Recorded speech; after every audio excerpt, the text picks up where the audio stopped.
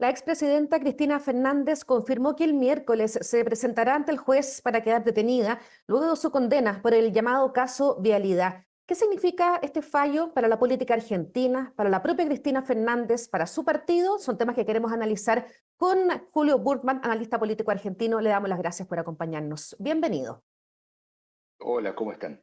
Muy bien, gracias. Bueno, después de un proceso que duró Julio 17 años, la justicia Ujú. emitió este fallo, un fallo sin precedente. Me gustaría conocer su opinión respecto a los efectos que tendría este fallo, esta condena contra Cristina Fernández en la política argentina.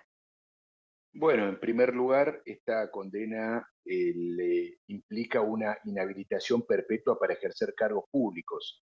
Por lo tanto, ella no podría participar de estas elecciones. En segundo lugar, destacaría que queda como en crisis el Partido Justicialista que ella preside. Desde hace poco tiempo, hay que decirlo, ella asumió la presidencia del partido en diciembre del año pasado. Y en estos meses ella se fue consolidando como la líder del partido peronista, cosa que antes no era. Esto hay que aclararlo. Cristina siempre estuvo como en conflicto con el peronismo. Ella lideraba una línea interna del peronismo, es el kirchnerismo, pero en los últimos 6 meses ella había asumido una jefatura del conjunto del peronismo y digamos que se iba consolidando como la única líder de este partido, que es el principal partido de la oposición en Argentina. Por lo tanto, este tema de Cristina Kirchner la afecta a ella, afecta al peronismo y también deja una suerte de vacío en la representación en Argentina, ¿no? Porque ahora es como que el presidente Milei se ha quedado un poco más solo. Es como que no tiene adversarios claros, ¿no? Claro, Alberto Fernández prácticamente el papel que tuvo hoy día está muy debilitado. ¿Esta condena contra Cristina puede significar el fin de la llamada era acá?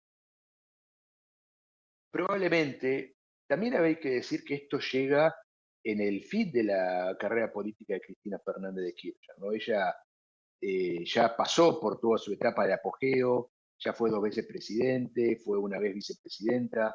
Es como que no es que la agarra en un momento expectante, como en el caso de Marine Le Pen en Francia, que era la eterna candidata a llegar a la primera magistratura y nunca lo lograba, ¿no? Cristina Kirchner ya se estaba discutiendo en el peronismo su sucesión. Y creo justamente que es un momento muy incómodo porque suceder a una persona que es inhabilitada por la justicia, a la que no se le puede ganar, también le crea un problema a los aspirantes a sucederla, ¿no? Porque el liderazgo político en Argentina y en cualquier lado se construye ganándole al que es jefe, ¿no? Es como que tiene que surgir alguien nuevo a expensas de la derrota del que está consagrado, y en el peronismo esto parece que no va a ser posible. Y además Cristina tiene que enfrentar otros tres juicios. Entonces es bien complicado su futuro. Sí, yo creo que ella no tiene más futuro como política a nivel electoral. Tal vez tenga un futuro como líder simbólica o hasta diría espiritual del kirchnerismo, pero ya no va a poder ser candidata y eso sin duda es un límite, ¿no? Y ahí en ese punto, Julio, ella está pidiendo cumplir su condena en su departamento, en Buenos Aires. Tiene otras propiedades en el sur, pero lo quiere tener ahí. Tal vez para prepararse desde un nuevo escenario, este rol político en reclusión, no sé si se entiende, porque hemos visto Sí. afuera de su departamento un movimiento importantísimo de sus seguidores que han estado ahí haciendo casi vigilia. Entonces, el que elija, el que quiera elegir ese lugar, ¿qué significa? Bueno, recordemos que hay muchos políticos en el mundo que eh, esta situación de estar condenados judicialmente no los terminó, sino que al contrario parece darles una nueva centralidad, ¿no? Lula da Silva, Rafael Correa, Jair Bolsonaro, el propio Donald Trump, que no llegó a tener una condena, pero sí tuvo múltiples causas y acusaciones. Aunque parezca paradójico, parece que este tipo de situaciones hacen que muchos líderes políticos adquieran una nueva centralidad. La política contemporánea tiene mucho que ver con el espectáculo, ¿no? Esto ya ha sido escrito en la década del 80 por muchos autores, y a partir de la década del 80 por muchos autores, y sin dudas esta espectacularidad que adquiere las condenas judiciales, el apoyo de los seguidores, todo esto hace que los líderes contemporáneos parecieran nutrirse o alimentarse de estas situaciones que tal vez en otra época hubieran sido críticas, pero hoy en día parecen ser más un estímulo que otra cosa. Por eso yo no descarto que ella ahora adquiera una centralidad de otro tipo, ¿no? Donde va a ser, eh, seguramente va a ser, va a valerse estratégicamente de esta situación judicial para plantear también un mensaje político. ¿Es probable que los jueces le permitan cumplir su condena en su departamento? Bueno, sí, porque en Argentina, y al igual que en muchos otros sistemas jurídicos, los mayores de 70 años tienen derecho a la prisión domiciliaria. Ella tiene, si no me equivoco, 72 años y por lo tanto tendría derecho a pedirlo, salvo que, eh, como sucede con los casos penales graves, los jueces consideren que no es posible eso, pero eso pasa no con un caso de corrupción administrativa, pasa con asesinos o violadores. Creo que a ella se la van a dar, no debería haber problema. Usó sus redes sociales en las últimas horas para decir, bueno, que se presenta el miércoles para que le entreguen ya el detalle de esta condena, pero aprovechó también de criticar duramente a la Corte Suprema, a los jueces los trató de títeres y dijo que, o insistió más bien en la idea de que el fallo de la Corte le pone un cepo al voto popular. ¿Qué quiere decir con eso, Cristina Fernández? Bueno, ella está denunciando el denominado lawfare, ¿no? Que es la guerra judicial que se le hace a los políticos. Y es cierto que, aunque haya habido hechos de corrupción y todo lo que se le acusa, también es cierto que sus adversarios políticos la quieren sacar de la cancha. Las dos cosas no son incompatibles, ¿no? De hecho, tampoco es incompatible que alguien haya cometido un delito y se lo persiga por animosidad. Son cosas completamente posibles y de hecho es lo frecuente, ¿no? La justicia divina no es de este mundo.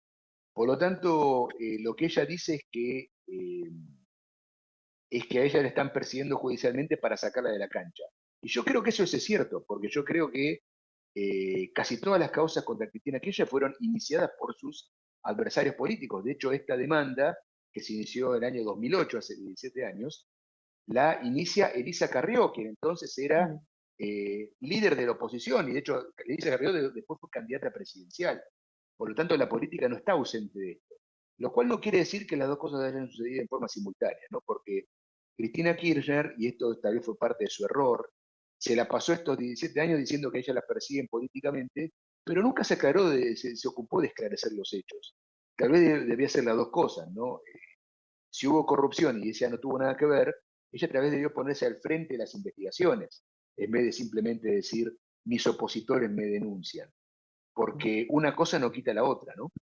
Claro, y va muy de la mano con lo que ella, o cómo ella ha respondido a esta condena en los últimos días a través de sus redes sociales. En todo caso, es bueno recordar, Julio, que la mayoría de los jueces que intervinieron, 9, fueron designados por los gobiernos kirchneristas.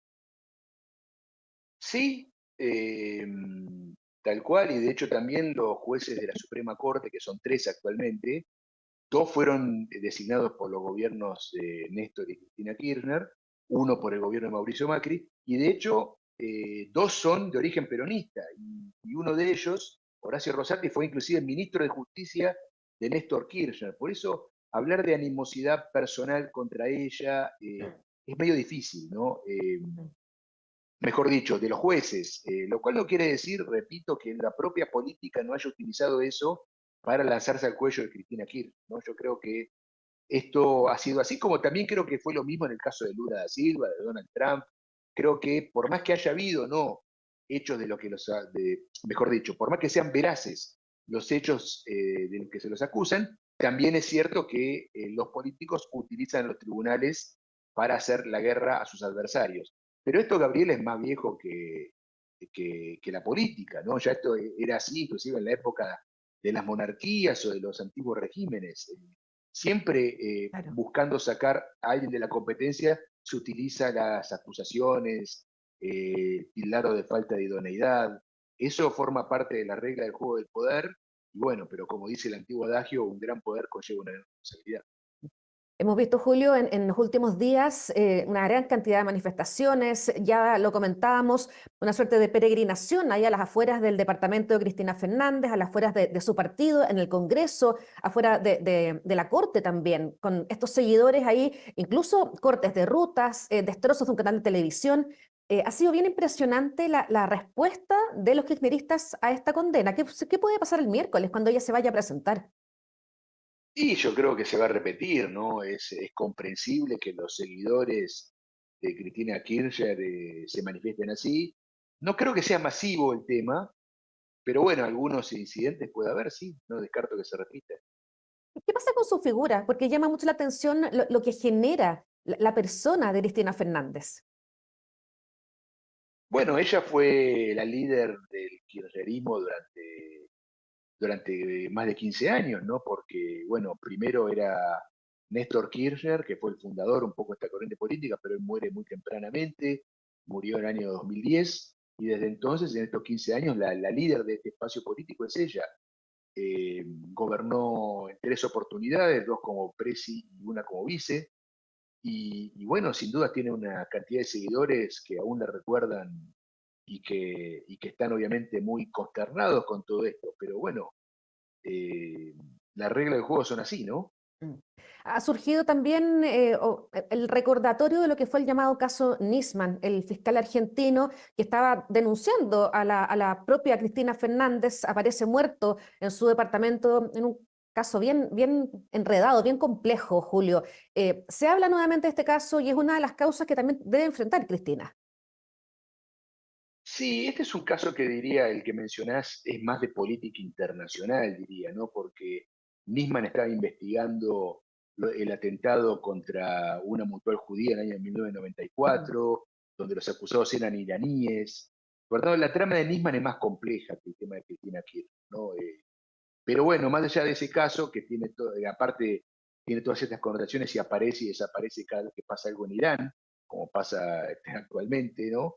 Eh, Creo que más allá de ese caso hay otros casos que son más complejos. De hecho, te diría que este caso por el cual la han condenado de forma definitiva a Cristina Kirchner no era el más comprometido, porque este era un caso que, en la opinión de varios, y yo coincido con ellos, era medio controversial, pues se le acusaba de eh, haber liderado actos de corrupción en los que no se veía una prueba directa, porque ella era presidente, se asignaron fondos para obras públicas donde hubo corrupción, y bueno, se decía que ella tuvo responsabilidad en última instancia.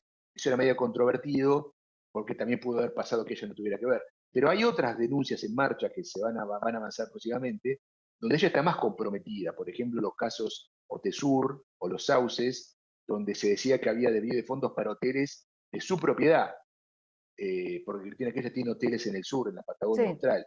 Y eso era todavía más complejo, porque ahí sí había más pruebas en su contra, ¿no? Por lo tanto, yo creo que sí, lo que le espera a Cristina ahora, después de esta condena, son otros procesos todavía más complicados. Pero no diría que el caso Nisman está entre ellos. El caso de Nisman creo que pasa por otro lugar. Perfecto. ¿Por qué demoró tanto, Vialidad, este caso? 17 años de indagatoria. Bueno, la justicia siempre es lenta y acá creo que, bueno, hubo 12 instancias en todo este caso, ¿no? Duró 17 años. Hay quienes dicen que hubo especulación en torno a todo esto, como que la justicia y la política utilizaron los tiempos de este caso dándole siempre sobrevida, ¿no? Pero bueno, no quiero meterme en ese tipo de especulaciones. Lo cierto es que finalmente el caso vio la luz en el año 2015, perdón, 2025, aun cuando se había iniciado en 2008, ¿no? Mm. Aprovecho de preguntarle por el presidente Milei, ya lleva ya un par de hartos meses ahí en el poder, en la Casa Rosada. ¿Cuál es la evaluación que hace la ciudadanía respecto a la conducción que ha tenido del país? Bueno, Milei hoy está en un buen momento porque, bueno, en primer lugar tiene popularidad alta en las encuestas, de algo más del 50%, pero además porque su principal promesa de campaña fue el fin de la inflación, ¿no? La Argentina venía sufriendo una altísima Mm. inflación durante muchísimo tiempo, se convirtió en el principal problema para la opinión pública, aún cuando hay muchos problemas, pero este era el problema más grave, y bueno, en el índice de inflación que se conoció recién, dio 1,5% para el mes de mayo, lo cual en términos internacionales sigue siendo alto, porque una inflación de más de 1% mensual es muy alta en cualquier estándar Pero para internacional. Argentina hay que Claro, celebrar comparado casi. tal cual, por eso, de donde veníamos, de una inflación que había tocado un pico de 25 puntos mensuales, lo cual es una barbaridad. Bueno, 1,5 se ve como una estabilización de los precios. No dudo que ahora después de esto vienen otros reclamos, ¿no? Porque la gente también va a estar reclamando por los bajos salarios o por Mm. servicios estatales que no se proveen. O sea, el fin de la inflación no significa el fin de los problemas, pero sí es el fin del problema principal que Milei había prometido resolver, y por eso creo que hoy está en un buen momento. Ahí se entiende entonces que mantenga un respaldo sobre el 50%, que es muy alto. Sí, sobre todo habiendo transcurrido un año y medio de gestión, ¿no? A esta altura, presidentes anteriores como Mauricio Macri o Alberto Fernández ya habían caído por debajo del 40. Mm. Pero bueno, Milei está ya está muy ya por esto, y aparte pues, creo que tiene una coalición Tendrá una prueba de fuego en las elecciones de septiembre. ¿Qué expectativas hay ahí, Julio? septiembre hay elecciones en la provincia de Buenos Aires, donde Cristina Kirchner iba a ser candidata. Claro. Ahora hay que ver qué pasa con eso. Y después están las elecciones de octubre, que son las que más le importan a Milei, que son las elecciones nacionales legislativas. Él ahí espera perdón, obtener muchas bancas, eh, porque Milei es un presidente con mucha dificultad en el Congreso, ¿no? Él es una fuerza muy nueva, que casi no tiene bloques muy pequeños, tanto en la Cámara de Diputados como en el Senado. Y bueno, él espera realmente hacer una diferencia en las elecciones de octubre y no llegar a una mayoría, eso es matemáticamente imposible, pero sí tener una primera minoría sólida, ¿no? Por lo menos Claro en que la sí. Cámara de Diputados. Y lo requiere para sacar adelante sus proyectos y su parte de su programa de gobierno. Julio Gutmann, muchas gracias por habernos acompañado. A ustedes, muchas gracias. Buenos días. Y ustedes quedan invitados a quedarse con nosotros aquí en emol.com.